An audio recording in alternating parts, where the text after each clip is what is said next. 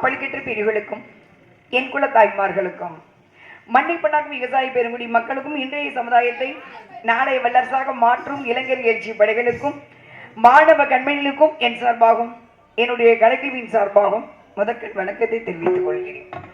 அமராசன் உயர்திரு சங்கரதாஸ் சுவாமியின் திருநாமம் வாழ்க என்று கூறி அவரது புகழ் ஓங்க என்று சொல்லி இவ்வூர் மக்களின் நல்லாசையும் என் சக கலைஞரின் நல்லாசையும் என்றும் எனக்கு நிலைத்திருக்க வேண்டும் என்று விண்ணப்பித்துக் கொள்கிறேன். இவ்வூர் மக்களின் செல்வம் மலை போல் பெருக வேண்டும், அவர்கள் புகழ் என்றும் நீங்காமல் இருக்க வேண்டும். அதற்கு அந்த பகவதி மனம் காளிய மனம் ஆயில் முழுக்க உங்களுக்கு உறுதுணையாக இருக்க வேண்டும் என்று மனதார வேண்டிக் கொள்கிறேன். முருகா ஈஸ்வரி பராசக்தி. இப்ப இடத்துக்கு வந்துடலாம். நம்பிராஜே மக எடுத்து வளர்த்ததெல்லாம் உங்களுக்கு தெரியும். வருஷத்துக்கு 10 நாளை வச்சுக்கிட்டு தானே இருக்கீங்க. அதனால வள்ளினா என்னன்னு தெரியும். நம்பிராஜ மக காட்டுக்குள்ள வளர்ந்தாங்க எடுத்தாங்க அதெல்லாம் தெரியும். இப்ப இடத்துக்கு நாடகம்னா என்ன, நாடகம் வைப்பதற்கு உங்களுக்கும் என்ன சம்பந்தம்? ஹலோ, என்னுடைய அன்பு சகோதரி சாந்தி அவர்களுக்கு ஊர் மக்கள் சார்பாக மாலை அணிக்கப்படுகிறது.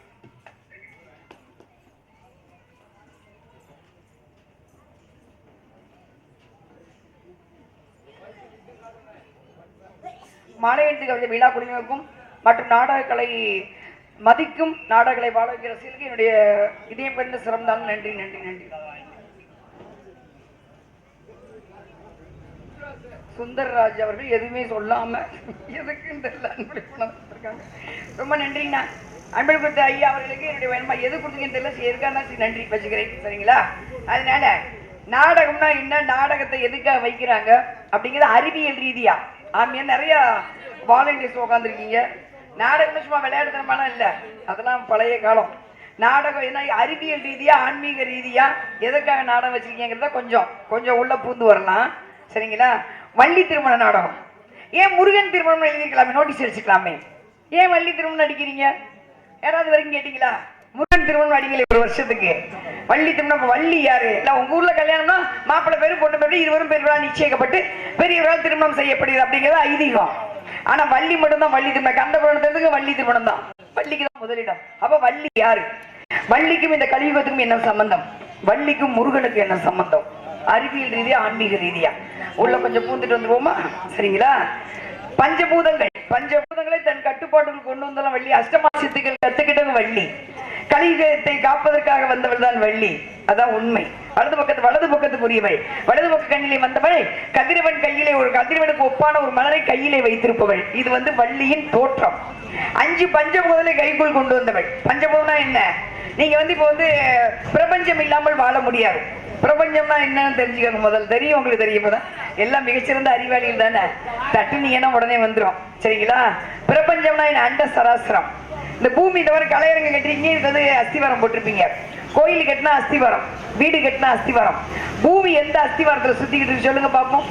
பூமி அந்த இடத்துல சுத்திக்கிட்டு இருக்கு. 9 கிரகங்கள், 9 கிரகங்கள் சூரியன் சொல்லி அதது கோல்ல சுத்திக்கிட்டு இருக்கு. எதுவும் எதையும் முந்தாது. நம்ம ஒரு வண்டியை முந்த விட மாட்டோம். அதை போய் இடிச்சு தள்ளி கீழே தள்ளி மேல தள்ளி விழுந்து வாங்கப்பா நல்லா இருக்கீங்களா? சரி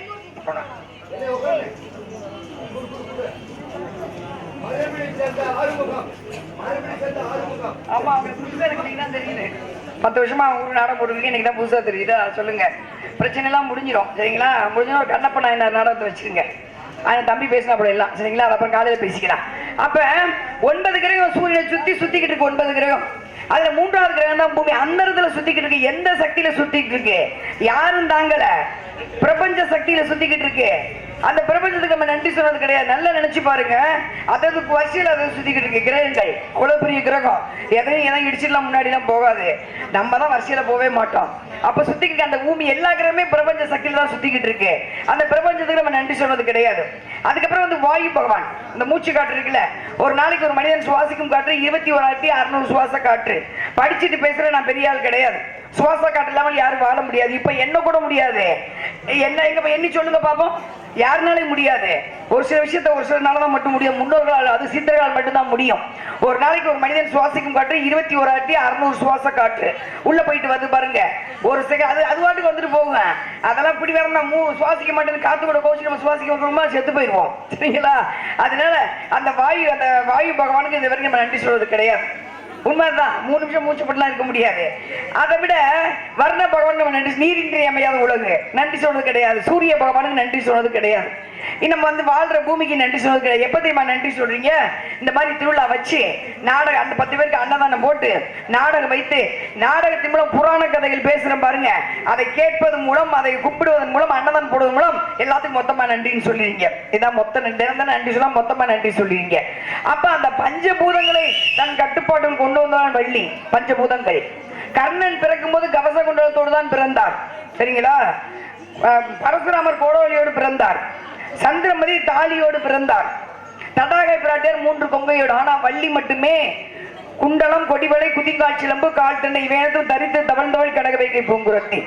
தவழ்ந்தவள் தான் தோன்றியவள். மகாலட்சுமி ஒப்பானவள். எப்படி ஆண்டாள் வந்து தோன்றினாங்களோ அது மாதிரி மகாலட்சுமி மறுவர்கள் தோன்றியவள் தான் வள்ளி. யாரு மானியின் போது யார் போய் பார்த்தது? யாராவது பார்த்தோன்னு சொல்லுங்க பார்ப்போம். தோன்றியவள். தோன்றும் போது வந்து இருந்தாங்க, அந்த இடத்துல இருந்தாங்க, மான் நின்று கழிச்சு போய் பார்த்தாங்க, எடுத்துட்டு வளர்க்கிறார் நம்பிராஜன். அவ்வளவுதான். அப்ப பஞ்சபூதங்களை அஷ்டமா சித்துக்கள் கத்துக்கிட்டவங்க. இன்னொரு விஷயம் தெரியுங்களா உங்களுக்கு? இலங்கை கேள்விப்பட்டிருப்பீங்க, இல்ல தட்டி பாருங்க, உடனே தட்டினா வந்துடும். கதிர்காமம் அங்க இருக்கு முருகன் கோயில். ஆனா முருகன் சிலை இருக்காது, வெறும் திரைச்சியில மட்டும்தான் இருக்கும். அங்க முருகன் சிலையை செய்ய விட அவள் தடுத்தவள் வள்ளி. போகர் வந்து எல்லாருக்கும் பெரியவர் போகர். சாமிக்கெல்லாம் உனக்கு என்ன நான் தர்றேன், நீ எனக்கு ஒண்ணு தர வேணாம் அப்படிம்பாரு. அப்படிப்பட்ட போகர் தான் சிலையை செய்ய கலவையை உண்டு பண்ணிட்டாரு. ஆனா கலவை குளிரல. அந்த பாசன 9 பாசன கலவை குளிர விடாமல் தடுத்தவள் வள்ளி. இப்ப எல்லாரும் வள்ளி பெருந்தகை நாச்சியார். இந்த அம்மாவோட பேர் வள்ளி மட்டுமல்ல, வள்ளி பெருந்தகை நாச்சியார். இன்னைக்கு வந்து கதிர்காமத்துல வள்ளி நெல்லு காயப்பட்ட, மூங்கில் நெல் காயப்பட்ட இடம் இன்னும் இருக்கு, மஞ்சள் தேய்ச்சி குளிச்ச இடம் இன்னமும் இருக்கு. அது மாதிரி தந்தத்தை வச்சு திணை இடிச்ச இடம் இன்னமும் இருக்கு எங்க இலங்கையில. அது மாதிரி இங்க வேலூர் மாவட்டத்துல வள்ளியூர்னு ஒரு ஊர் இருக்கு. அங்க வள்ளி கோயில் இருக்கு, வள்ளி மலை இருக்கு. அங்கேயும் வள்ளி நெல்லு காய போட்ட இடம் இருக்கு, மஞ்சள் தேய்ச்சி குளிச்ச இடம் இருக்கு, திணையை வச்சு தந்தத்துல வச்சு திணை இடிச்ச இடம் இருக்கு. அப்ப அந்த வள்ளியார், இந்த வள்ளியார், இந்த வள்ளியார் வேலூர் மாவட்டத்தை அரசாட்சி புரிஞ்சவள் தான் வள்ளி. அப்போ வந்து இவள் தான், இதுதான் வள்ளி வந்து. அதனாலதான் வள்ளியை முன்னாடி வச்சார். வள்ளி திருமணம். அஷ்டமாசித்துகள் கத்துக்கிட்டவங்க, பஞ்சபூத கைக்குள் கொண்டு வந்தவங்க. அந்த வள்ளியின் வணங்குவள் தான் முருகப்பெருமான். இப்ப வள்ளியே இப்ப அதனாலதான் வள்ளி திருமணம் முன்னாடி வச்ச. வள்ளிக்கு முக்கியத்துவம் கொடுத்தாங்க. மகாலட்சுமி ஒப்பானவள். வள்ளி வந்து நில வீட்டுக்கு மகாலட்சுமி வரணும்னு அர்த்தம். எழுந்து போகாமல் அமர்ந்திருக்கும் அத்தனை பேருக்கும் என்னை மனமார்ந்த நன்றி. சரிங்க, மனமார்ந்த நன்றியை தெரிவிச்சு. ஏன்னா வள்ளி வந்து நிறைய பேர் எந்திரிச்சு போவாங்க, போகவே கூடாது. மகாலட்சுமி கொஞ்சம் கண்ட்ரோல் பண்ணுங்கண்ணே. நான் கந்த புராணம் பேசும்போது, முருகனை பத்தி பேசும்போது அந்த மாதிரி விஷயம் அடிச்சு நான் உள்ள போயிடுவேன். அவ்வளவுதான். சரிங்களா? ஒன்னும் விஷயம் அடிக்க வேணாம்னு சொல்லுங்க. ஏன்னா முருகனை பத்தி நான் பேசிக்கிட்டு, நான் டபுள் மீனிங் பேசிக்கிட்டு இருக்கல மற்றவங்க மாதிரி. எனக்கு பிடிக்காத விஷயம் அது. ஒண்ணு முருகன்னா முருகனை பத்தி பேசணும். தெய்வ சக்தியில தான் வாழ்ந்துகிட்டு இருக்கோம். இந்த முந்தாந்த 4 நாளைக்கு முன்னாடி 247 ஏறி 3 நிமிஷத்தை வெடிச்சு சிதறினாங்க. அப்படியே மனம் இன்னும் எனக்கெல்லாம் வலிக்குது.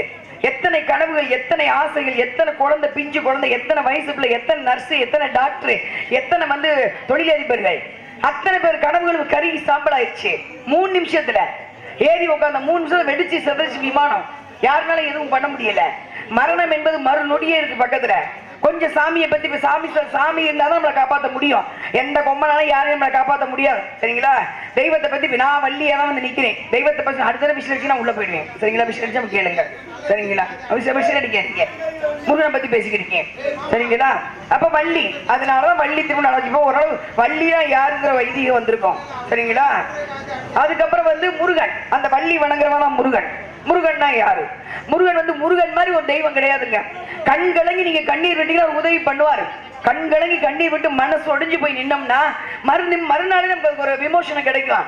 அவ்வளவு இறக்கும் குணவுள்ளதான் முருகன். கந்த சஷ்டி கேட்டிருப்பீங்க. சுக்குக்கு மேல மருந்து கிடையாது, சுப்பிரமணியக்கு மிஞ்சின தெய்வம் கிடையாது. சுக்குக்கு மேல மருந்து, கிராமத்துல சுக்க சீவி தான் வச்சிருப்பீங்க. சுக்குக்கு மேல மருந்து கிடையாது. அப்ப சுப்பிரமணியக்கு மிஞ்சின தெய்வம் கிடையாது. கந்த சஷ்டி கவசம் கேட்டிருப்பீங்க. கந்த சஷ்டி வீட்டுல போடுவீங்க, செவ்வாய் போடுவீங்க. கந்த சஷ்டி கவசம் அதை எழுதியது யாரு தெரியுமா? பாலதேவராயர். எப்ப தெரியுமா? சோழ நாட்டை சேர்ந்தவர். வயிற்று வலி வந்துருச்சு, சூளை இங்க இருந்து வரைக்கும் வலி, சூளை நோய் பேரு. எல்லா பக்கம் மருந்து சாப்பிட்டாரு, கேட்கல. நேரா திருச்செந்தூர் போனார். எல்லாரும் திருச்செந்தூர் போன்னு சொன்னாங்களாம். திருச்செந்தூர் போனார். முருகனை பார்த்தா தெய்வம் இன்னைக்கு நம்மளோட பேசும். நம்ம சரியா வணங்குறது, சரியா நம்ம இருக்கிறது இல்ல. சரியாக இருந்து சரியாக வணங்கினால் தெய்வம் என்றும் நம்மளோடு பேசும். அதுதான் உண்மை. பாக்குறாரு, முருகனை பாக்குறாரு. பாரு, வயிற்று வலி வந்துருச்சு, எல்லா பக்கம் மருந்து சாப்பிட்டேன், கேட்கல. நேரா திருச்செந்தூர் கோயிலுக்கு வந்திருக்கேன். ஒரு 90 அடி வயிற்றுல பூசிக்குவேன். வயிற்றுல பூசிட்டு கடற்கரைக்கு போவேன். கடற்கரை போவதற்குள் என் வயிற்று வலி நிக்கணும், இல்லைன்னா கடல்ல வந்து செத்து போய் வேண்டாரு. நேரா அந்த மாதிரி 90 அடி பூசினாரு. கடற்கரைக்கு போனார். கடற்கரை இது உண்மை நடந்த உண்மை சம்பவம். கடற்கரை போவதற்குள் வயிற்று வலி நின்றது. அவர் எழுதியதான் கந்த சஷ்டி கவசம். துதிப்போர்க்கு வல்வினை போம், துன்பம் போம், நெஞ்சில் பதிப்போர்க்கு செல்வம் பழித்து கதித்தோங்கும், நீ செய்யும் கைகூடும் நிமரருள் கந்த சஷ்டி கவசம் தனை. வீட்டுல வாரத்துல ஒரு நாள் கந்த சஷ்டி போட்டா வீட்டை காக்கும் கவசம் போல் அந்த கந்த சஷ்டி உரியதான முருகப்பெருமான். திருச்செந்தூர் போனா பழனி எங்க சஷ்டியில் இருந்தால் அகம் என்ற பையிலே குழந்தை பிறக்கும். திருச்செந்தூருக்கு அவ்வளவு மகிமை. ஒவ்வொரு படைவீடும் ஒரு கிரகத்தின் அடிப்படையில் வச்சுதான் கட்டிருக்காங்க. வைப்ரேஷன் அங்க உள்ள அந்த கிடைக்கும், உங்களுக்கு வைப்ரேஷன் கிடைக்கும். போனீங்கன்னா தான் கிடைக்கும். அங்க போனா அது. பழனிக்கு போனா செவ்வாய் தோசம் நீங்கிறது புராணம். பழனிக்கு போனா எலும்பு மஜ்ஜையில் ரத்தம் உற்பத்தி ஆகும். அதான் உண்மை. சாப்பிட்ற சாப்பாடு ரத்தமா மாறுதுல, அது செவ்வாய்க்கின் கதிர்வீச்சினாலதான். செவ்வாய்க்கின் கதிர்வீச்சு அதிகமா படுற இடம் பழனி. இது இன்னைக்குதான் பழனி. அது சித்தர் கோயில முதல்ல அங்கதான் கொஞ்சம் முருகரை பண்ணி வச்சாரு போகர். 5010 வருஷம் பண்ணி கையில செஞ்சுட்டு எடுத்துட்டு போனார் 9 பாசனம். கலியுகத்தின் கணக்கு 4,32,200 ஆண்டுகள் கூட்டி பாருங்க, 9ல முடியும். ஒரு மனிதன் சுவாசிக்கும் பாட்டு 21,600 2 1 3 6 9 9ல முடியும். அது நவபாஷணம் 9 கணக்கு. ஒரு கணக்கு வச்சுதான் செஞ்சு வச்சாரு. ஜாதிலிங்க மனசுல கெந்தி காந்தாரம் தாரம் ரசபாசனம் கவரி பாஷம் வெள்ளி பாஷம் தொட்டி பாஷம் 9 பாசம் தான் செய்யப்பட்டது பழனி பாலதண்டாயுதபாணி சிலை. நீங்க போனீங்கன்னா ராஜ அலங்காரம் பார்க்க கூடாது. விடிய காலம் 4:30 மணி பண்ணா கோவநாட்டி அலங்காரம் தான் பார்க்கணும். சேலை இன்னைக்கு வேர்த்து வடியும். அந்த வேர்த்து வடிகிற தண்ணியை கொஞ்சம் எடுத்து கீழே காலு கீழே வைப்பாங்க கிண்ணத்தை, அதுல வேர்த்து வடியும். அந்த தண்ணி எடுத்து அபிஷேகம் வந்து ஒரு துளி சாப்பிட்டா போதும், மைக்ரோ பாயிண்ட், உடம்புல எந்த நோய் வராது. அவ்வளவு வைத்தீஸ்வரன் முருகப்பெருமான். இதுதான் முருகப்பெருமான் சிலை எப்படி வந்தது, வச்சாச்சு, முடிச்சாச்சு.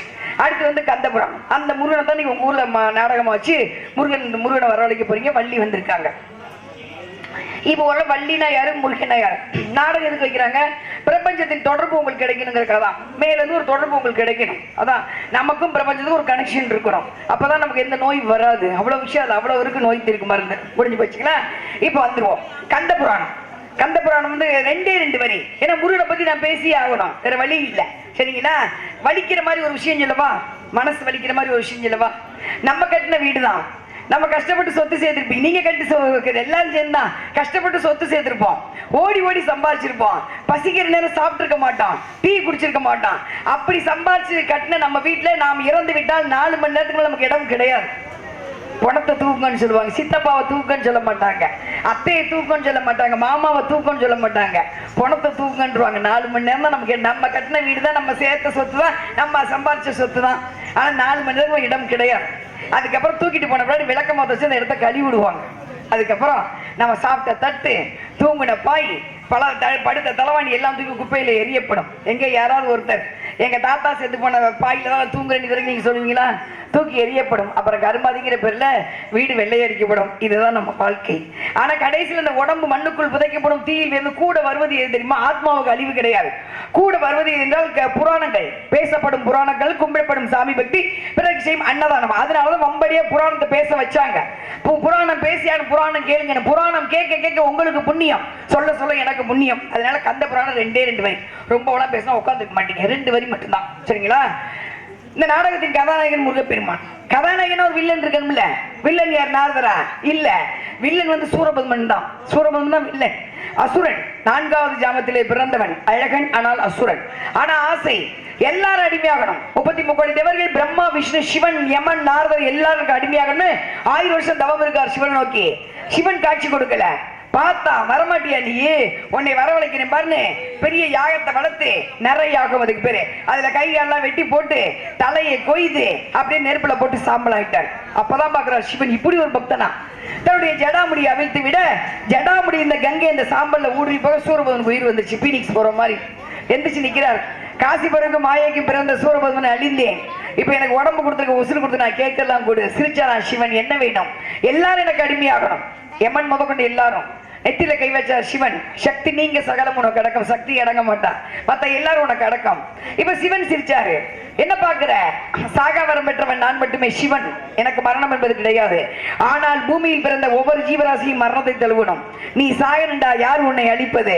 நீ தான் எவனையே அடிமையாக்கிட்டே அப்படின்னு கேட்கும் போதுதான் கேட்டாரு சூரபத்மன். அருவமாகி உருவமாகி பெண்ணின் கருவறையில் சுமக்கப்படாதவன் உன்னெற்றிக்கனில் எவன் ஒரு தீப்பொறியாக தோன்றுகிறானோ அவனை என்னை அழிக்க வேண்டும். அந்த சூரபத்மனை அழிப்பதற்காக தீப்பொறியாக கலியுகத்திலே வைகாசி விசாகத்தன்று 6 தீப்பொறியாக தோன்றியவர் நான் முருகப்பெருமான். சிவனி நெற்றிக்கண்ணில் 6 தீப்பொறி தோன்ற அதை ஏந்த முடியாமல் சுவாதீனம் கொடுக்க அக்னி தேவன் ஏந்த முடியாமல் கங்கையில் விட கங்கை சரவண பொயில் விட உதித்தெழுந்தவன் முருகப்பெருமான். வைகாசி விசாகத்தன்று பூமிக்கு வந்துட்டான். வந்த வேலையை முடிக்கணும்ல, நேரா சக்திகிட்ட போய் ஆத்தா கிட்ட போய் வேல் வாங்கிட்டு போறாரு சூரசம்ஹாரம். சூரபதனை அழிப்பதற்கு மனம் வரவில்லை. தெய்வங்கள் அழிக்க பிறந்தவர்கள் தோன்றியவர்கள் அல்ல, ஆணவத்தை அழிப்பார்கள், அவ்வளவுதான், வேற ஒண்ணும் கிடையாது. சூரபதனின் ஆணவத்தை மட்டும் அழித்து சேவலாகவும் மயிலாகவும் வைத்துக் கொண்டு இந்த புவனத்தை ஆட்சியவன் முருகப்பெருமான். இது கந்த புராணத்தின் 2 வரி. நான் சொன்னதற்காக அமைதியா கேட்ட அத்தனை பேருக்கும் உங்கள் பொற்பாதம் தொட்ட நன்றி. இந்த விஷயம் நன்றி நன்றி வணக்கம். அப்பேற்பட்ட முருகப்பெருமானை வணங்குபவன் நான். இந்த உலக மக்கள் வாழ வேண்டும், இனி வரும் காலங்களில் பஞ்சம் இல்லாமல் இருக்க வேண்டும், பசி இல்லாமல் இருக்க வேண்டும், பிரச்சனைகள் இல்லாமல் இருக்க வேண்டும், பெண் சிசுக்கள் பாதுகாக்கப்பட வேண்டும், விவசாயம் பெற விவசாயிகள் மதிக்கப்பட வேண்டும் என்று கூறி முருகப்பெருமானை வணங்குவோமா? முருகா.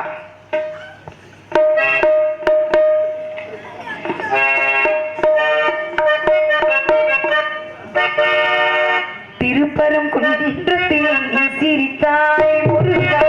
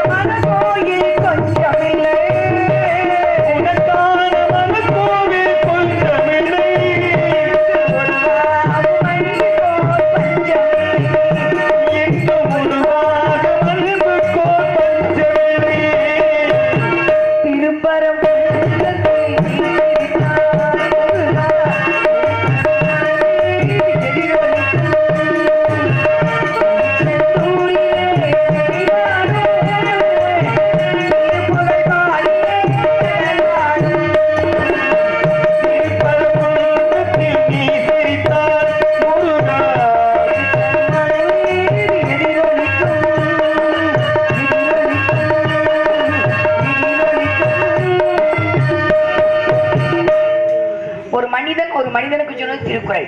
மனிதன் மனிதனுக்கு கொடுத்தது யாரு? திருவள்ளுவர். நமக்கு முன்னாடி வாழ்ந்தார், இறந்துட்டார்.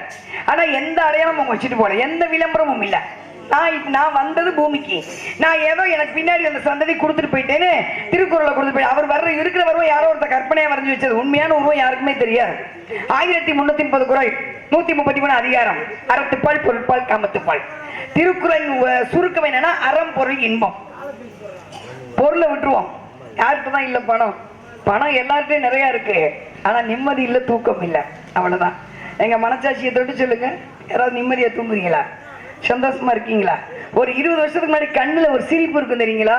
இங்கேருந்து வர்ற சிரிப்பு அப்படியே வந்து உள்ளம், அந்த உள்ளம் மகிழ்ந்து வர்ற சிரிப்பு இப்ப கிடையாது. கடமைக்கு சிரிக்கிறோம், வாழ்றோம்னு வாழ்ந்துகிட்டு இருக்கோம், அவ்வளவுதான். நிம்மதி கிடையாது.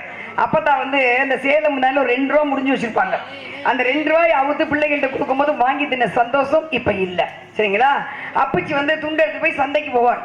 ஒரு 5 ரூபா தான் கையில வச்சிருப்பாரு. அங்க போய் பொரியல் வாங்கிட்டு வந்து எல்லாருக்கும் எடுத்து பகிர்ந்து கொடுப்பாரு. அந்த அப்ப இருந்த சந்தோஷம் இப்ப கிடையாது. பொருள் நிறைய இருக்கு, பணம் எல்லாருக்கும் நிறைய இருக்கு, லட்சக்கணக்கில் கோடி கணக்கில். கோடியெல்லாம் ரொம்ப சர்வசாதாரணம். சரிங்களா? 55 கோடி 60 கோடி 35,000 கோடி இதெல்லாம் ரொம்ப சர்வசாதாரணம். அதெல்லாம் பணம் யாத்துதான் இல்லை. ஆனா நிம்மதி கிடையாது, தூக்கம் கிடையாது. அடுத்து காமத்தை எடுத்துவோம். அடேப்பா, அது நிறைய இருக்கு. எல்லாம் வந்து 10 வயசு கீழே உள்ள பிள்ளைகிட்ட தான் வருது. அதுக்கப்புறம் 50 வயசுக்கு மேல வருது. அது இறைவன் பார்த்துக்குவான். நம்ம கொடுக்கப்பட்ட வாழ்க்கை ஒரு அஸ்திரம். அதை சரியாக பயன்படுத்தினால் நம் வாழ்க்கை சீராக இருக்கும். அந்த அஸ்திரத்தை நம்ம தவறாக பயன்படுத்தினால் அந்த அஸ்திரம் திருப்பி நம்ம பதம் பார்த்துவிடும். இது மகாபாரதத்துல கிருஷ்ண பரமாத்மா சொன்னது. முடிஞ்சு வச்சுக்கலாம். அதனால அவன் பார்த்துப்பான், இறைவன் பார்த்துப்பான். அடுத்து வந்து அறம். அறத்தை மட்டும் எடுத்துவோம். அறம்னா என்ன? உண்மை.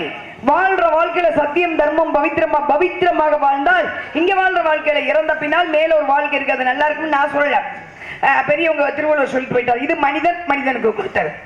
அடுத்து மனிதன் தெய்வத்தை சொல்ல திருவாசகம், திருப்புகழ், தேவாரம் பாடியே ஆகும். திருப்புகழ், தேவாரம், தேவாரம் ஒரு கோயில்ல படிக்கணும், திருப்புகழ் படிக்கணும், திருவாசகம் படிக்கணும். கோயிலை சுத்தி தெய்வ சுத்தி ஊரை சுத்தி உட்காந்துக்கும். தேவாரம், திருஞான சம்பந்தர், மாணிக்க வாசகர், திருநாவுக்கரசர், சுந்தரர், இந்த 4 பேர் அப்படிதான். அவங்க சிவன் சிவன் சிவன் தெய்வத்துக்காகவே வாழ்ந்தாங்க. சொத்தெல்லாம் சேர்த்து வச்சுக்க கிடையாது. எல்லாத்தையும் எப்ப பார்த்தாலும் எப்ப சிவன் தான், பிச்சை எடுத்து தான் சாப்பிட்டாங்க. ஆனா அவர்கள் பாடிய பாடல் 16,000 பாடல்கள், 18,000 பாடல்கள்னு அவ்வளவு பண் எழுதி வச்சுட்டு போனாங்க. அவர்களுக்கு எந்த பட்டமும் இல்லை. 4 சினிமா பாட்டை பாடுற எங்களுக்கு கலைச்சியம்மல் பட்டம் இருக்கு, இதிகாச சூழல் பட்டம் இருக்கு, அப்புறம் வந்து இசை புயல் பட்டம் இருக்கு. சரிங்களா? யாரோ பாடுற படம் நாங்கள் கடன் வாங்கி திருடி பாடிக்கிட்டு இருக்கோம். நாங்களும் அதை எழுதி உற்பத்தி பண்ணியிருந்த கிடையாது. ஆனா அவங்க செஞ்சாங்க. 16,000 பாட்டு எழுதினார் அருணாகிரிநாதர். சரிங்களா? நடந்த உண்மை சம்பவம். நான் பேசுற பேச்சு எல்லாமே எதுவும் கற்பனை கிடையாது, உண்மைதான். சரிங்களா? திருஞான சம்பந்தர் சீர்காழியில கொண்டு போய் அவங்க அப்பா 3 வயசு பையன் கொண்டு குளத்துக்கிட்ட கோயில் குளத்துல குளிக்க உட்கார வச்சுட்டு அவங்க அப்பா குளிக்க போயிட்டார். 3 வயசு தானே. திருஞான சம்பந்தர் குளத்தையே பார்த்துக்கிட்டு அப்பாவை காண. அவரு முங்கி உள்ள சிவாய் நம்ம சொல்லிக்கிட்டு இருக்காரு. பாக்குது, பார்த்தன கோபுரத்தை பார்க்கல, அப்பான்னு அழுக ஆரம்பிச்சிச்சு. சிவன் பார்த்தாராம், பிள்ளை அழுகிறான்ல, போய் அம்பாள்கிட்ட பால் கொடுத்துருவான். அம்பாள் கிண்ணத்துல பால் கொண்டு வந்திருக்கான். கொண்டு வந்து திருஞான சம்பந்தம் கூட்டிருக்கான். 3 வயசு லவக்குன்னு பாலை குடிச்சிருக்கு. 2 பக்கம் கொவட்டில் வடியுது, குடிச்ச பால் கொவட்டில் வடியுது. அம்பாள் கொடுத்துட்டு போயிட்டா. அப்பா வந்துட்டார், குளிக்க பண்ண பெத்தாப்பா வந்துட்டார், குளிச்சுட்டு வந்துட்டார். அபிஷ்டு பூணூல் போட்டவங்கல்ல, அபிஷ்டு யாக்கடா பால் வாங்கி குடிச்சா அடிக்க போ, அப்பா அம்பாள் கொடுத்தாப்பா அப்படின்ச்சான். அண்ணாந்து பார்த்த திருஞான சம்பந்தருக்கு, சம்பந்தர் தான் அவர் பேரு. திரு என்றால் அவள் ஆதிபரா சக்தி. கொண்டாந்து கொடுத்தா ஞானப்பால் கொடுத்துருப்பா. திரு ஞான சம்பந்தர். ஞானப்பால் கொண்டாந்து மகாலட்சுமி ஆதிபராசக்தி திருவான அவளை வந்து ஞானப்பால் கொடுத்தா திருஞான சம்பந்தன் பேரு. அண்ணாந்து பக்கத்துல சிவனு சக்தியும் காட்சி கொடுக்குறாங்க. யார்? திருஞான 3 வயசு பையன் பாடுறான் பாருங்க. சிவனை பார்த்தேன்ன தோடுடைய செவியன் விடை ஏறி தூவின் மதிசூடி காடுடைய சுடலை பொடி பூசியன் உள்ளம் கவர் கல்வனடா நீ. 3 வயசு பாடுது, பள்ளியோடத்துக்கு போகல. சக்தி கேட்டாங்களாம். மகாவிஷ்ணு அலங்காரமா இருக்காருல, நகையெல்லாம் போட்டுக்கிட்டு. பிரம்மா கூட நகையெல்லாம் போட்டு அலங்காரம், நீங்க மட்டும் எங்க எப்ப பார்த்தாலும் சுடுகாடு சாம்பலை பூசிக்கிட்டு இருக்கீங்கன்னு. அப்ப சிவன் சொன்னாராம், ஒரு மனிதன் இறந்து விட்டால் 11 நாள் வரைக்கும் ஆத்மா சுடுகாட்டுக்கு போகாதுமா, வீட்டு வாசல்லையே உட்காந்துருக்கு. வெளியே யார் வர்றா யார் போறான்னு பார்த்துக்கிட்டே இருக்கும். 11 நாள் கழிச்சு அழுதுகிட்டே சுடுகாட்டுக்கு வரும்.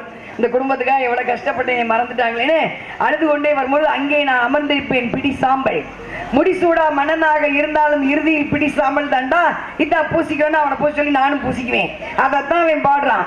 காடுடைய சுடலை பொடி பூசி என் உள்ளம் கவர் கல்வனடா நீ. இது தேவாரம். 3 வயசு போய் பாடுனான். வீட்டுல தேவாரம் படிச்சீங்கன்னா சிவன் சக்தி வீட்டுல வந்து உட்காந்துக்குவாங்க. உணர்வீங்க, தெய்வம் அப்படி ஊடுருவிச்சு உணர்வீங்க. முடிஞ்சு போச்சு. அடுத்த அருணகிரிநாதர். உடம்பெல்லாம் குஷ்டம், ரத்தமா வடிது, சீலா வடிது. பார்த்தாரு, எதுக்கு உயிரிழந்துகிட்டு பேசாம செத்து போயிடும்னு திருவண்ணாமலையில இருந்து கோபுரத்துல இருந்து குதிச்சிட்டாரு. முருகப்பெருமான் ஏந்திக்கிட்டாரு. சாவாதடா, இன்னும் கொஞ்சம் நாள் இருக்கு, நமக்கு மேல ஒரு சிஸ்டம் சுத்திக்கிட்டு இருக்கோம், அதுக்கு பேர் காலச்சக்கரம். அதுக்கு தெரியும் நம்ம எப்ப சாகணும் எப்ப பொழைக்கணும் அதுக்கு தெரியும். அது நம்ம சாகணும்னு நினைச்சா நம்ம அதுல தப்பிக்க முடியாது. அதுக்கு மேலே நம்ம சாக நினைச்சா அது விடவும் கூடாது. அதான் காலச்சக்கரத்தோட வேலை. பார்த்தார் முருகப்பெருமான் ஏந்திக்கிட்டாரு. இன்னும் கொஞ்சம் நாள் இருக்கு, நீ வாழ்றதுக்கு எதுக்கு நீ சாவரேன்னு தன் வேலை வைத்து நாவிலே எழுதினாராம். அவர் பாடியதான் திருப்புகழ்.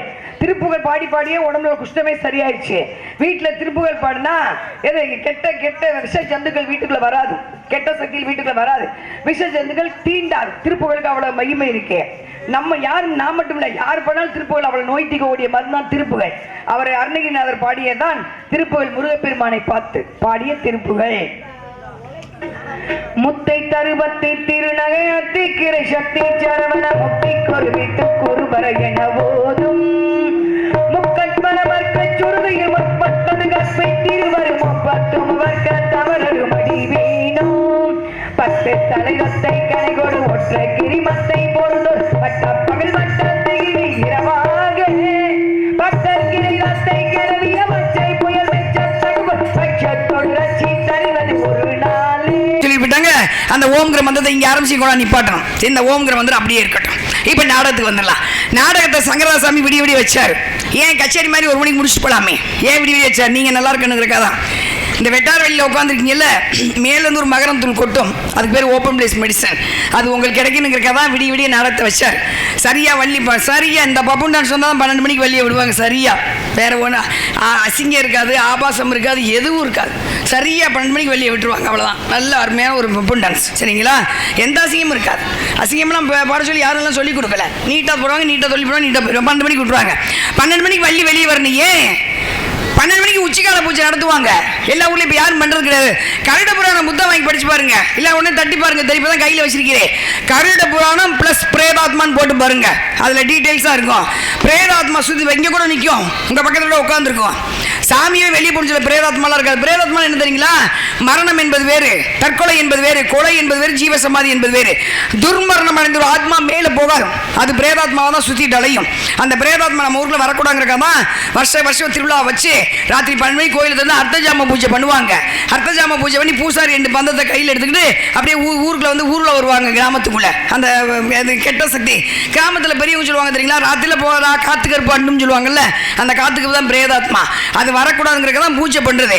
சரியா வள்ளி 12 மணிக்கு வந்து இந்த ஊர் வரிக்காசு சம்பளமா வாங்கிட்டு போறோம். இந்த ஊர் மக்கள் நல்லா இருக்கணும்னு நான் மனசார சாமி பாட்டு பாடும்போது உங்க மனசுலையும் சாமி பாட்டு கேட்கும். அப்ப நீங்களும் அர்த்தஜாம பூஜை பண்ணதுக்கு சமம். பிரேதாத்மாக்கள் ஊரை விட்டு போயிரு. இவ்வளவு விஷயம் இருக்கு. 10 புராணத்தை கேட்டீங்கன்னா 10 பேருக்கு அன்னதானம் போடுறதுக்கு சமம். அதனாலதான் புராணத்தை வம்படியை இழுத்து வச்சு பேசுறது. சரி, எனக்கு கூட ஆசையாக தான் இருக்கு, நல்லா பாட்டு பாட. இன்று வந்த இந்து மயக்கம் அப்படி பாடலாம் ஆசையாக தான் இருக்கு, ஆனால் விளங்காது. நான் நல்லா இருக்கணும்ல, அதனால அதை அப்புறம் படிக்கலாம். சரிங்களா? நான் அந்த ஓம்ங்கிற மந்திரத்தை கொண்டு வந்துருமா சாந்தி அக்கா சொல்லிட்டு போனேன்னு சும்மா செஞ்சுதான் பாருங்க.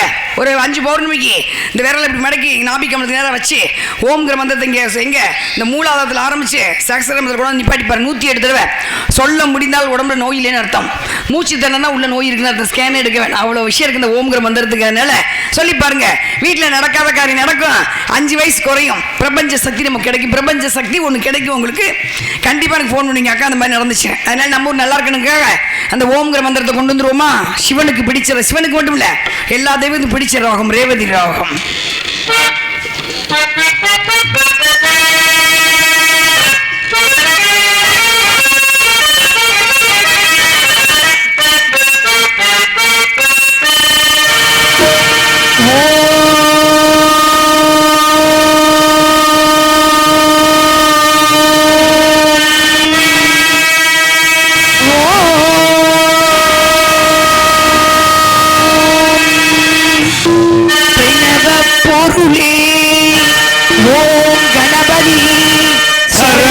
சரணம் சுவாமி பேசும் தெய்வமே, பிள்ளை செல்வமே, பெருவாழ்வு தரவாணி, பெருவாழ்வு தரவாணி.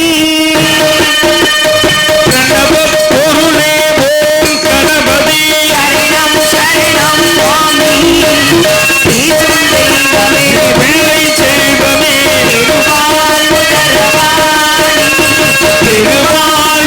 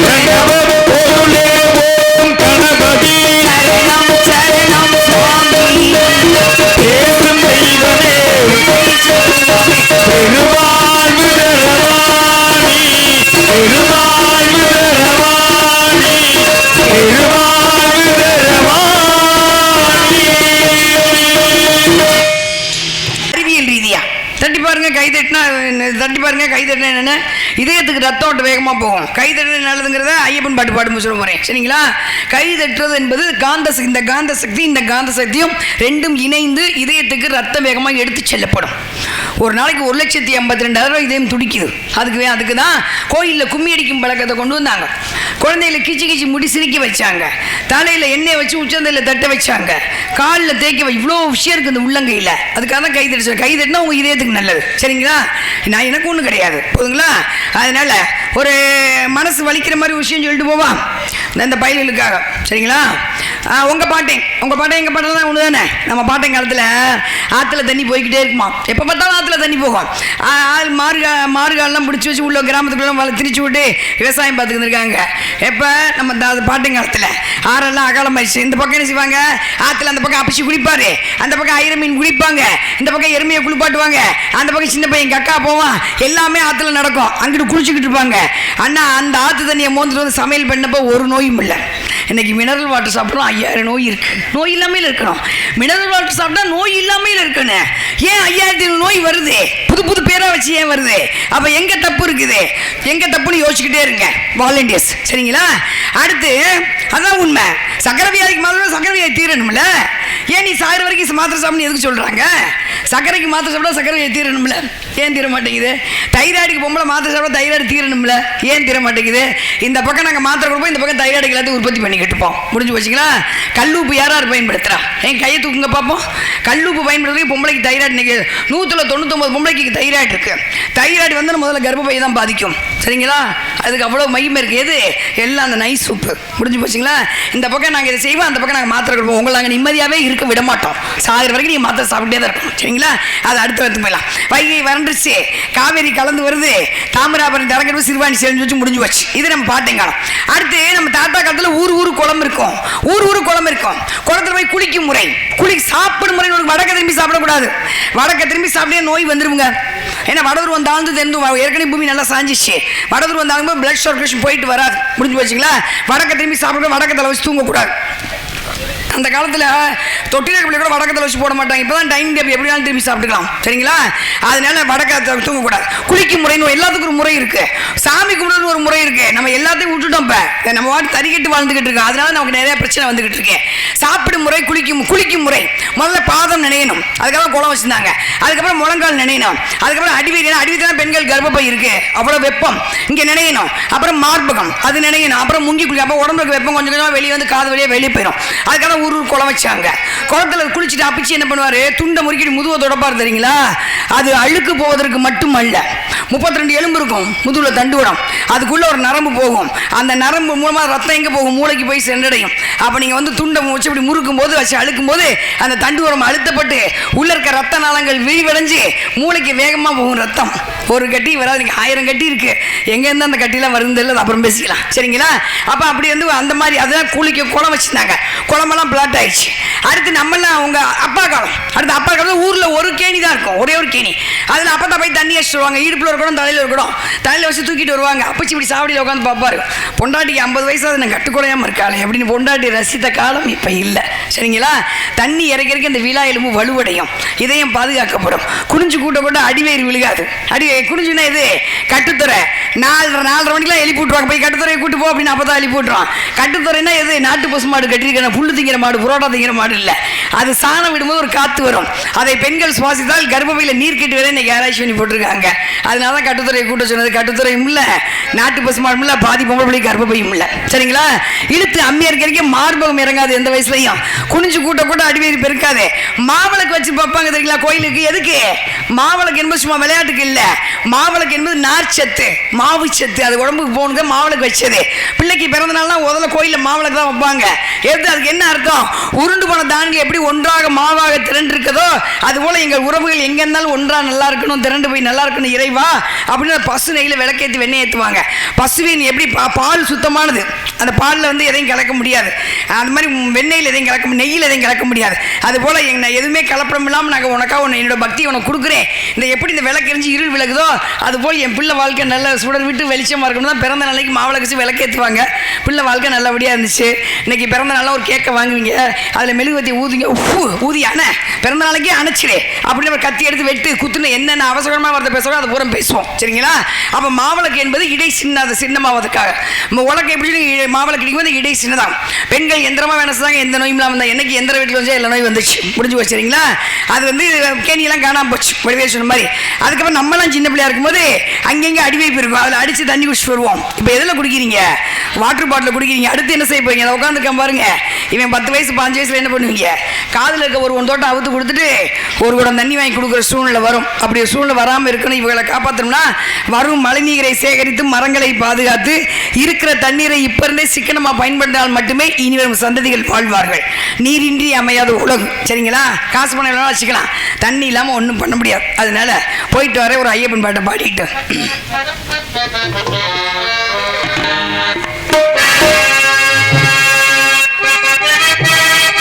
இருமுடி தாங்கி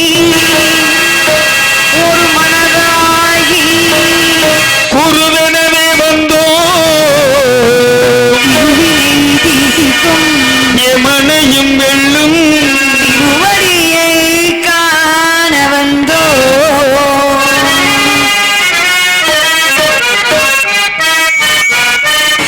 பள்ளி கட்டு சபரிமலைக்கு கல்லும் முள்ளும் காலுக்கு மெத்தை சுவாமியே ஐயப்போ ஐயப்போ சாமியே பள்ளி கட்டு சபரிமலை கல்லும் முள்ளும் காலுக்கு மெத்தை சுவாமியே ஐயப்போ ஐயப்போ சுவாமியே சுவாமியே ஐயப்போ ஐயப்போ சுவாமியே நெய்யபிஷேகம் சுவாமிக்கு கற்பூர தீபம் சுவாமிக்கு ஐயப்பனாங்களை கூட்டிக் கொண்டு அஞ்சலி நாடி சென்றோ சபரிமலைக்கு சென்றிடுவோம் சுவாமியே ஐயப்போ ஐயப்போ சுவாமியே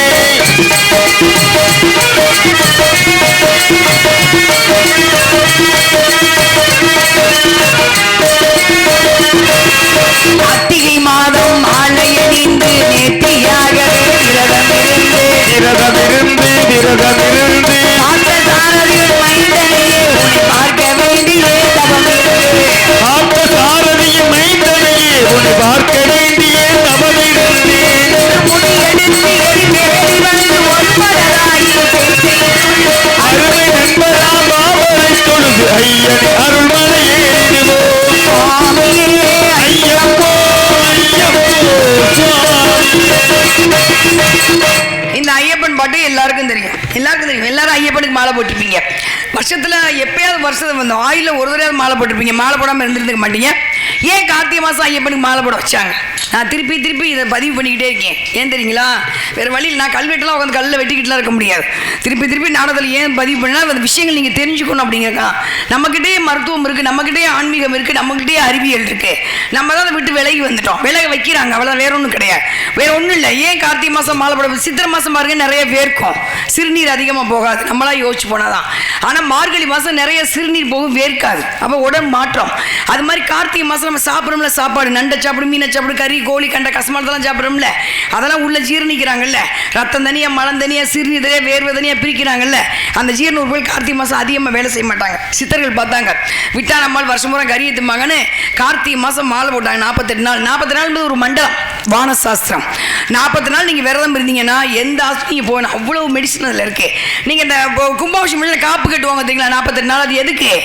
48 நாள் வந்து உங்கள் காப்பு செப்பு காசு வச்சு கட்டி, இப்போலாம் அந்த பூனம் கிளாத்தில் கட்டலாம் கட்டக்கூடாது.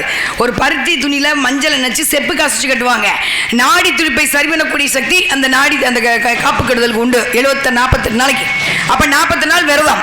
40 நாளுக்கு ஒரு மண்டலம். சரிங்களா? ஒரு மண்டலம், ஒரு வானசாஸ்திர பிரகம்.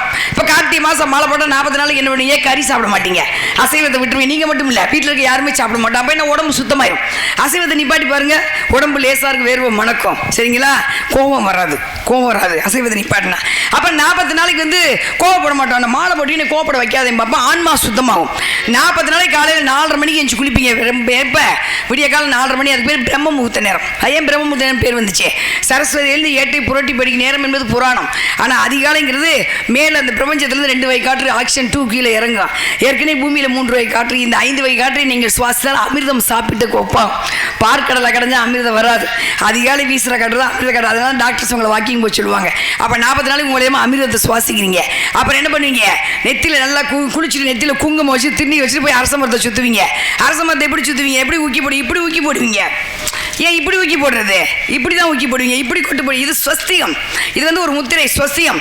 இந்த வலது பக்க கை வந்து இடது பக்க கால் பிடிச்சி இழுத்துச்சுன்னா வலது பக்கம் முளைக்கிற ரத்த ஓட்ட வேகமாக போவேன். இந்த இடது பக்க கை வந்து இந்த வலது பக்க கால் பிடிச்சி இழுத்துச்சுன்னா இடது பக்கம் முளைக்கிற ரத்த ஓட்ட. அறிவியலை கொண்டு எங்கே வச்சாங்க பாருங்க. உட்காந்து தோப்புல மட்டும் முழங்கால் வலி வராது. அப்போ அது செஞ்சு முடிச்சிருங்க. அடுத்து நெத்தியில் குங்குமம் மாலை போட்டதும் நெத்தியில் குங்குமம் வைப்பது இந்துக்களின் சாஸ்திரம், நம்முடைய அடையாளம். நெத்தியில் ஆம்பளை பொம்பளையும் சரி குங்குமம் இல்லாமல் திரும்ப வெளியே போகக்கூடாது. அது சும்மா அழகுக்கு மட்டுமல்ல, நம்மளை பாதுகாக்கிறதே குங்குமம் தான். நெத்தியில் குங்குமம் வச்சா கணவன் ஆயில் நீடிக்குங்கிறது புராணம். இந்த கல்யாணம் பண்ண பொம்பளை பிள்ளைவரை இங்கே நெத்தியில் குங்குமம் வைக்கணும். இதுக்கு பேர் சீமந்தம்.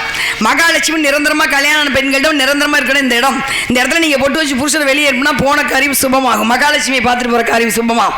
அடுத்து நெத்தியில் வச்சு குங்குமம் வச்சு இப்படி அழுத்தும் போது ஒரு நாள் அழுத்தும் போது மையம் ரத்த ஓட்ட சீராக உடம்புக்கு போகும். அடுத்து நெத்தியில் குங்குமம் இருக்கும்போது கெட்ட சக்தி பக்கத்தில் வராது. அடுத்து நெத்தியில் குங்குமம் இருக்கும்போது மெஸ்மரிஷம். 2 பூர்வத்துக்கு மத்தியில் மந்திரம் சொன்னால் எப்பேற்பட்ட ஆம்பளை மூலம் மயங்கிடுவான். ஆனால் அந்த மந்திர சக்தி குங்குமம் வந்தால் பழிக்காது. அடுத்து நெத்தியில் குங்குமம் வச்சு சூரிய நமஸ்காரம் பண்ணீங்கன்னா சூரியன் அல்ட்ரா கதிர்வீச்சை இழுத்து உடம்புக்குள்ள கற்று விட்டமின் டி கிடைக்கும். எலும்பு தேயாது. இவ்வளோ விஷயம் 2 ரூபா குங்குமம் தான் இவ்வளோ வேலை செய்யுது. எங்கே வைக்கிறோம்? ஒட்டு போட்டால் வச்சு வாழ்க்கையை ஒட்டாமல் போயிடுச்சு. சரிங்களா? அடுத்து நெத்தியில் திருநீர் பூசுவீங்க. மூளை வந்து அதிக சிந்திக்கக்கூடிய சக்தி அந்த திருநீருக்கு உண்டு. முடிஞ்சு போச்சு. இப்போ கை தட்டிருக்காரு. கை தட்டி பஜனை பாடுவீங்க. இந்த கையிலையும் காசு அந்த பாருங்க ரேகை. இந்த ரேகை இது வரைக்கும் வந்தால் 99 வயசு, இதோட இருந்தால் 77 வயசு. ஒரு ஆயில் நிர்ணயிக்கக்கூடிய சக்தி இந்த உள்ளங்கைக்கு உண்டு. திடீர்னு யாராவது மயக்கம் போடுதான் என்ன பண்ணுவீங்க? வேகமாக பார்த்து தேய்ப்பீங்க. யார் சொல்லி கொடுத்தா? இந்த காந்த சக்தி அந்த பாதத்தில் பட்டு ரத்தத்தை துரிதப்படுத்தக்கூடிய சக்தி விஷயம் இருக்கு. மயக்கம் போட்டு விழுந்துதான் உச்சந்தல்ல. அப்போ தான் எண்ணெய் வச்சு தட்டுவாங்க. அப்போ இந்த மூளையில் தட்டும்போது உடம்பு முழுக்க வந்து ரத்த நாளங்கள் விரிவடையும். இந்த உள்ளங்கைக்கு அவளை திருநீர் கோயிலில் கொடுப்பாங்க. உள்ளங்கை இங்கே வாங்கி இப்படி தொட்டி இப்படி தான் பூசணும். இங்கே கொட்டி கோயிலாம் பூசக்கூடாது. இந்த திருநீருக்கு இந்த உள்ளங்கைக்கு அவ்வளோ மகிமை இருக்கு. இந்த காந்த சக்தி இந்த காசி ஒன்று சேர்ந்து கை 2 கை நீங்கள் தட்டும்போது இதயத்துக்கு வேகமாக ரத்தம் எடுத்து செல்லப்படுது. அதனால தான் கோயிலில் கும்மி அடிக்கும் பழக்கத்தை கொண்டு முளைப்பாரி வச்சு சுற்றி கும்மி அடிப்பாங்க. அது மாதிரி வந்து என்ன செய்வாங்க? பிள்ளைங்க ஸ்கூலில் வந்து இந்த கை தட்டி வந்து இதில் பிள்ளை இந்த கிளாஸ் விளையாட்டு பிள்ளை சொல்லுவாங்க 1 2 3 1 சொல்லுவாங்க. அடுத்து வந்து அப்போ தான் என்ன செய்யும்? சின்ன பிள்ளைய தூக்கிட்டு வச்சுக்கோ. சோறு குழம்பு கூட்டு பாயசம் நீ சாப்பிடு. கரைஞ்சி நாய்க்கு ஊற்று. தாத்தாவுக்கு கொடுப்போமா மாமாவுக்கு உறவுகளை வளர்த்தாங்க. நண்டூர் நிற்கிச்சுன்னா பிள்ளைங்க கை தட்டி சிரிச்சு பிள்ளைக்கு இதையும் பாதுகாக்கப்பட்டது. இன்று செல்போனை கையில் எடுத்து மூக்கில் சோறு ஊட்டிக்கிட்டு இருக்கோம். அப்போ கை தட்டினா உங்கள் இதயத்துக்கு நல்லதுன்னா பஜனை பாடும் பழக்கத்தையே கொண்டு வந்தாங்க. முடிஞ்சு போச்சுங்களா? அடுத்து 40 நாளைக்கு காமம் வராது. ஆண்களுக்கு வீரியம் சேகரிக்கப்படுகிறது. லிங்கமாக மாறிடும் 48 நாள். அதோடு நீங்கள் பழனிக்கு போவீங்க. செவ்வாய்க்கிழமை கதிவீச்சை உள்வாங்குவீங்க. ஐயப்பன் சஞ்சீவி அதிகமாக ஐயப்பன் தான். அதை பூரா சுவாசிப்பீங்க. கார்த்திகை மாதம் தான் மூலிகை செடி பூரா முளைச்சி வரும். அதை பூரா சுவாசிப்பீங்க. அப்போ உடம்போட தங்கமாக மாறிடும். அப்படியே 40 நாள் மாலை வந்து வீட்டுக்கு வந்தீங்கன்னா எந்த நோயும் எதிர்க்கக்கூடிய சக்தி அந்த வீரி லிங்கத்துக்கு ஒன்று அகத்தில் எழுதி வச்சிருக்காரு. அதனால தான் உங்களை கார்த்திகை மாதம் மாலை போட வச்சு பஜனை போட வச்சது. மாலை போடுறதுக்கும் பஜனை போடுறதுக்கும் இவ்வளோ விஷயம் இருக்குது. அறிவியல் ரீதியாக, ஆன்மீக ரீதியாக, மருத்துவ ரீதியாக. சரி போச்சுல? அதனால தான் கைதட்ட சொன்னேன். கோச்சிக்காதீங்க, கைதட்ட சொன்னேன். அழுதை ஏற்றம் ஏறும்போது அரியர மகனை துய்த்து செல்வார். வழிகாட்டிடவே வந்திடுவாரே மண்புலியே வந்திடுவார். கரிமலை ஏற்றம் கடினம் கடினம் கருணை கரையும் புரிந்துடுவார். கரிமலை இலக்கம் வந்த முதலில் பெருநெறி கம்பை கண்டிடுவார். சுவாமியே ஐயப்போ ஐயப்போ சுவாமியே. கங்கை நதி போல் புண்ணிய நதியா பம்பை நீராடி சங்கர மகனை கும்பிடுவார். சங்கர ஐயத்த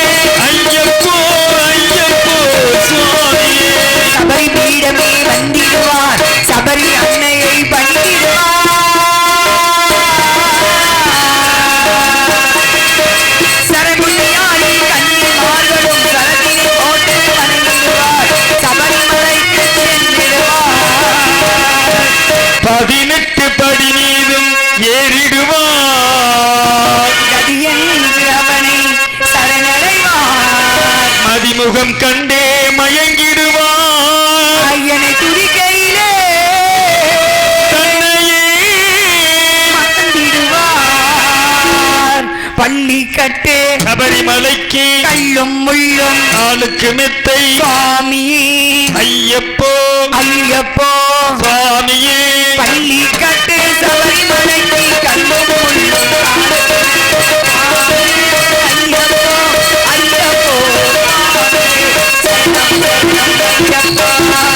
சரணம் ஐயப்பா சுவாமி சரணம் ஐயப்பா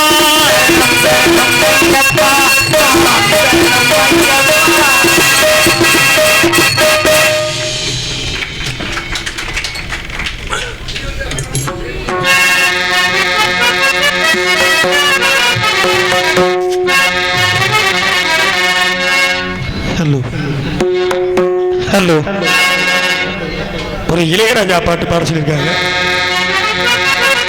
அம்மாவை பற்றி ஒரு பாடல் பொன்ன போல ஆத்தா அவர் பாடினது என்ன பெத்து போட்டா என்ன பெத்தாத்தா கண்ணீரத்தான் பார்த்தா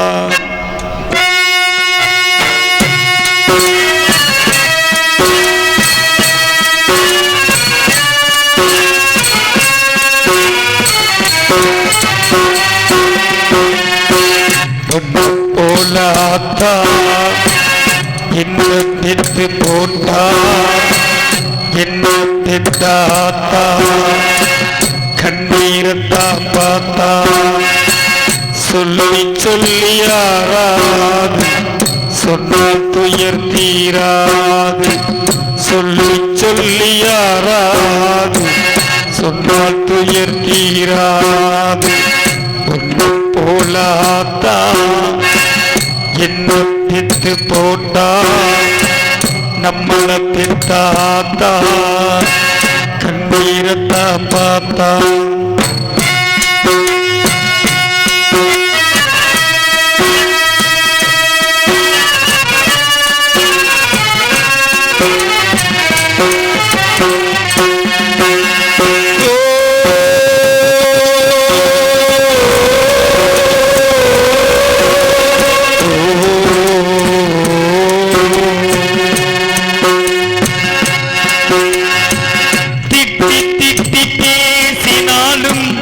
வட்டியில சோறுவப்பா ஒட்டி போன உடம்பு நாளும் உசுர விட்டு பாசம் வப்பா சின்ன வாயில் திட்டினாலும் என்ன அவன் ஒன்றதில்லை கந்த துணி கட்டினாலும் கண்ட சங்க பார்த்ததில்லை பொண்ண கேட்கும் வாயில் சேல கேட்ட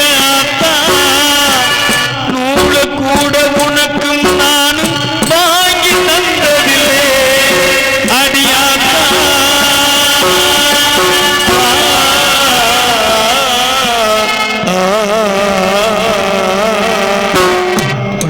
போலாத்தா என்ன திட்டு போட்டா என்ன திட்டாத்தா கண்ணீரத்தான் பார்த்தா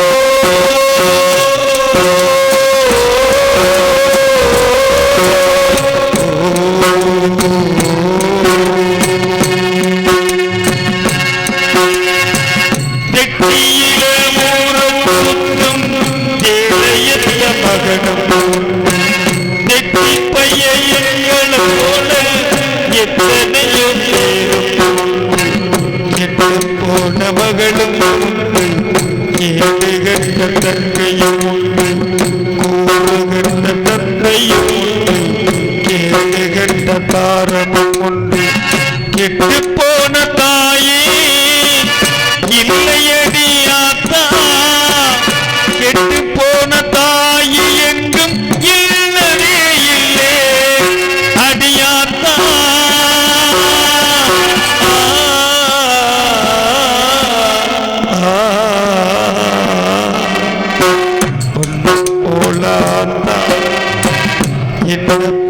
போட்டா என்ன பெத்தாத்தா கண்ணீரத்தா பார்த்தா சொல்லி சொல்லி யாராது சொன்னால் துயர் தீராது சொல்லி சொல்லி யாராது சொன்னால் துயர் தீராது பொண்ண போலாத்தா என்ன பெத்து போட்டா என்ன பெத்தா கண்ணீரத்தான் பார்த்தா கண்ணீரத்தான் பார்த்தா கண்ணீரத்தான். நன்றி நன்றி நன்றிங்க.